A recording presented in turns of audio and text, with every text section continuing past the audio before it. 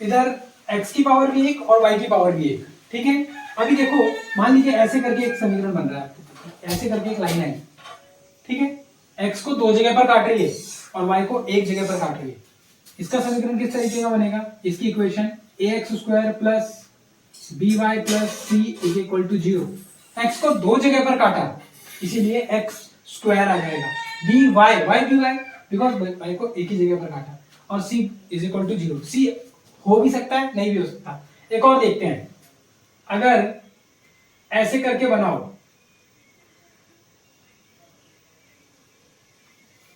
ये कैसे लिखेंगे, x को एक जगह पर काट रहा है, y को एक दो तीन जगह पर काट रहा है।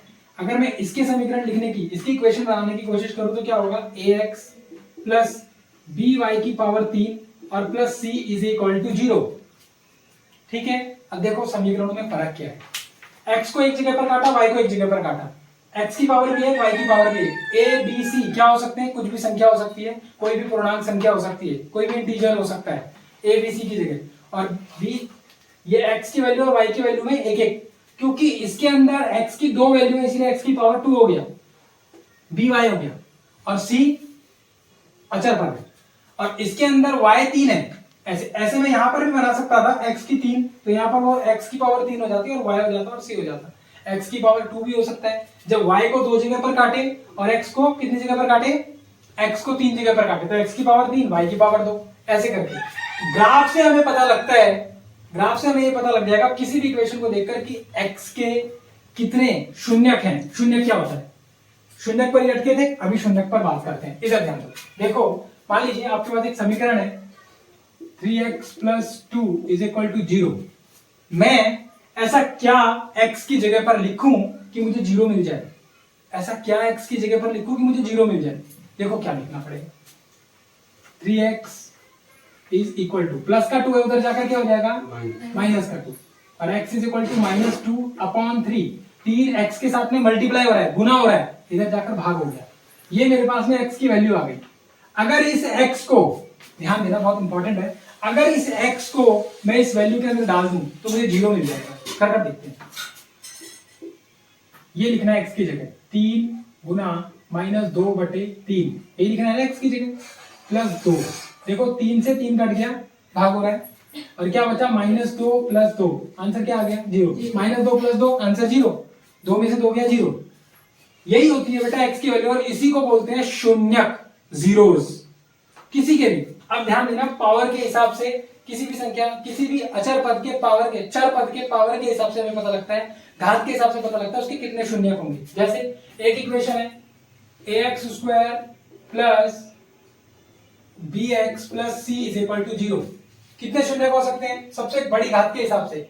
चर कितने हैं इसमें, एक ही चर है, देखो क्या है, x चर है, x ही तो चर है ना, ठीक है।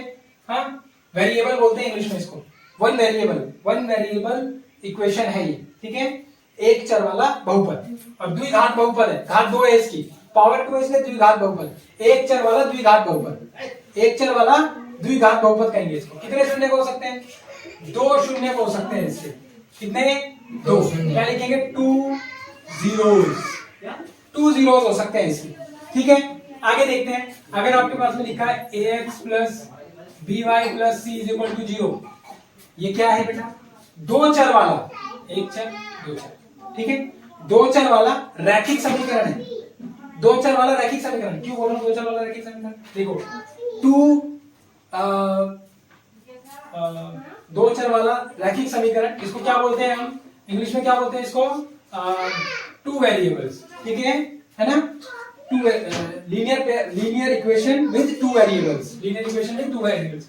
ये तो हमारे पास में दो चर हैं, तो देखो इसके अंदर कितने होंगे, 2 शून्य होंगे, मगर एक x का होगा और एक y का होगा, ठीक है।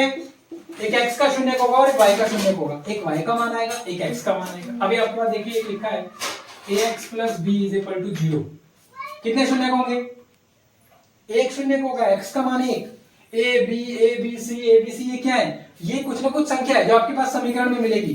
3x स्क्वायर ऐसे करके लिखते हैं, 3x square plus 2y plus 3x square plus 2x plus 3 is equal to 0।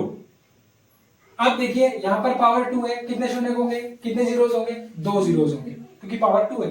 अगर ऐसे करके लिखा होता 3x की power 3 plus 2y plus 5 is equal to 0 या माइनस 5 इज इक्वल टू 0, कितने शून्य हो जाते हैं, 3 शून्य। सबसे बड़ी घात के हिसाब से ही लेंगे, समझ में आ गई बात। हाँ, अपने घर के अंदर जो सबसे बड़ा भाई होता है, बड़ा बच्चा जो घर के अंदर है, अगर जैसे गांव देहात में ऐसे ही करते हैं, नॉर्मल जगहों पर भी ऐसे ही करते हैं, आजकल मैम सर बोलने का रहता है। आप गांव देहात में जाइए, कहीं पर भी जाइए, नॉर्मल कॉलोनीज जो है वहां पर भी जाइए, तो क्या होता है वहां पे, आप बोलिए मम्मी को, कैसे मम्मी को, आंटी को बुलाना है, किसी दूसरी आंटी को आपकी मम्मी को बुलाना है, तो आपका नाम लेकर बुलाएंगी, बबलू की मम्मी, हाँ, बाबू की मम्मी, बोलते कि नहीं बोलते। हाँ, वो वाला बाबू मत समझना तुम, ठीक है ना। हाँ, वो वाला बाबू नहीं, वो बाबू आजकल बहुत समझने लग गए लोग। तो बबलू की मम्मी, बाबू की मम्मी, जो बड़ा भाई है उसके नाम से। यहाँ पर भी बेटा बड़ी पावर के हिसाब से उसका नाम भी रखेंगे। ये द्विघात समीकरण है, ये त्रिघात समीकरण है, इसकी घात 3 है, ये द्विघात समीकरण है, घात 2 है, क्वाड्रेटिक इक्वेशन है, ठीक है, क्यूबिक इक्वेशन है, ठीक है। ये रैखिक समीकरण है, लीनियर पेयर है, लीनियर इक्वेशन, पेयर नहीं बोलेंगे, लीनियर इक्वेशन बोलेंगे। क्यों लीनियर इक्वेशन क्यों है, क्योंकि पावर 1 है। समझ में आ रही है बात आपको, अच्छे समझ में आ रही है। कल इसी चीज के बारे में हमारे साथ फर्स्ट जो इसका एक्सरसाइज का जो फर्स्ट क्वेश्चन है उसके बारे में हम कल डिस्कशन कर रहे थे, जो ग्राफ के अंदर दे रखा है। तो आप बोल रहे थे नहीं समझ में आया, कैसे नहीं आ रहा, देखो बहुत आसान है, मैं 1 मिनट के लिए, देखो एग्जांपल नंबर 1 ले लेते हैं इसका। एग्जांपल नंबर 1 में आपको दे रखा है कि नीचे दी गई आकृति 2.9 में ग्राफों को देखिए, प्रत्येक आकृति y। आप सभी से रिक्वेस्ट है कि आप अपनी अपनी बुक्स खोल लीजिए, और हिंदी मीडियम के अंदर ये पेज नंबर 30 है, और इंग्लिश मीडियम में बेटा क्या पेज नंबर है, एग्जाम्पल 27 नंबर पेज है, वहां पर आपको एग्जाम्पल नंबर 1 उदाहरण 1 मिल जाएगा।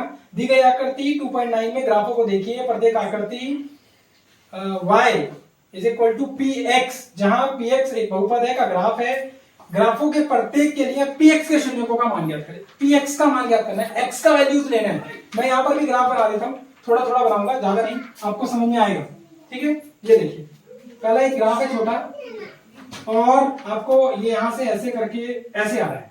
x का वैल्यू, x को कितनी जगह पर काट रहा है, देखो इसके अंदर आंसर है, शून्यकों की संख्या 1 है, क्योंकि ग्राफ x अक्ष को केवल एक बिंदु पर प्रतिच्छेद करता है, एक बिंदु पर काट रहा है, एक बिंदु पर, तो एक ही होगा आंसर। एक और ग्राफ बना हुआ है, सेकंड जो ग्राफ बना हुआ है वो इस तरीके से बना हुआ है। x को, आपको x का वैल्यू बताना है, x को कितनी जगह पे काट रहा है बेटा, 2 जगह पे काट रहा है, तो हम क्या बोलेंगे, शून्यकों की संख्या 2 है, क्योंकि यह x अक्ष को 2 उस पर काटता है। किस तरीके का ग्राफ बनेगा, इस तरीके का बन सकता है, क्योंकि y को एक जगह पे काट रहा है, इस तरीके की इक्वेशन होगी इसकी, है ना, ऐसी तो इक्वेशन होगी, सिंपल सी बात है।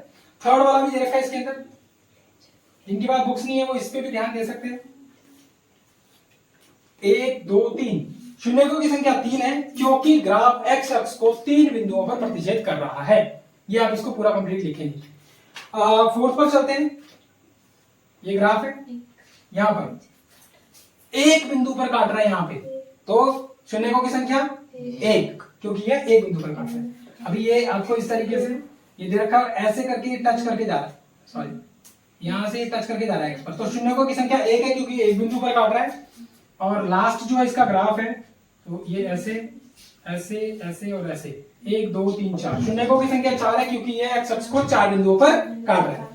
आपका 31 नंबर यानी 27 नंबर पेज पर एक्सरसाइज 2.1 प्रश्नावली 2.1 के अंदर भी सेम यही क्वेश्चन दे रखा है आपको। ये 6 क्वेश्चन दे रखे हैं, 1 2 3 4 5 6, इन 6 के 6 को आप बहुत आसानी से कर सकते हैं। ये देखिए अगर नजर आ रहा है आपको, तो पहला है x अक्ष को कहीं नहीं काट रहा, आपको x का ही मान निकालना है। x अक्ष को कहीं नहीं काट रहा, तो आप लिखेंगे शून्यकों की संख्या 0 है, क्योंकि ये x अक्ष को प्रतिच्छेद नहीं कर रहा है।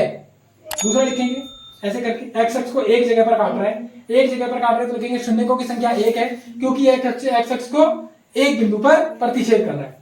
1 2 3 शून्यकों की संख्या 3 है, क्योंकि ये x अक्ष को 3 बिंदुओं पर प्रतिच्छेद कर रहा है, 2 बिंदुओं पर प्रतिच्छेद कर रहा है, इसलिए 2।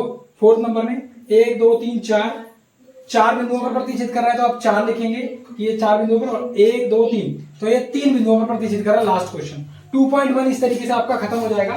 बहुत बेसिक था ये, इसको समझना बहुत ज्यादा इंपॉर्टेंट भी है, क्योंकि आगे जो भी हम शून्य और सारी चीजें पढ़ेंगे उन सभी चीजों से पता लगेगा। अभी आपको इस वीडियो के अंदर आपको जीरोस का पता लगा कि शून्य कैसे निकालते हैं, जो भी x का मान होता है, जो भी y का जो फिक्स मान होता है, जिसे रखने पर इक्वेशन में रखने पर जीरो मिल जाए, वही उसका क्या है, उसका शून्यक है। ठीक है, और कोई भी पावर, अगर x की पावर 2 है, इसका मतलब ये है कि दो ऐसी संख्याएं होंगी आपके पास में, दो ऐसे जीरोस होंगे, दो ऐसे शून्यक होंगे, जो आप इस इक्वेशन में रखोगे तो आपको जीरो मिल जाएगा।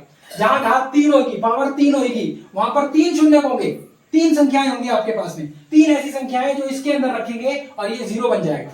केवल 3, उसके अलावा नहीं हो सकते। जो 1 है, जिसकी पावर 1 है, उसके लिए केवल और केवल याद रखना -2/3, इसके अलावा और कोई भी संख्या आप इस पर रख दीजिए समीकरण के अंदर, आपको जीरो नहीं मिलेगा।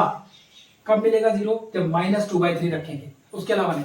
इसके अंदर दो ऐसी संख्याएं निकल सकती हैं जिन्हें रखने पर आपको जीरो मिलेगा, वो निकालना भी सीखेंगे अभी हम, कैसे हम शून्य को निकालते हैं, कैसे शून्य को ज्ञात करते हैं। बहुत इजी है, बहुत आसान है। ठीक है, तो बहुत आसानी से हम कर सकते हैं उसको, बहुत आसानी से आप भी कर सकते हैं और करना भी है। इसको नोट कर लीजिएगा, थोड़ा सा साइड हो जाता हूं, आप इसको समझ लीजिए अच्छे से।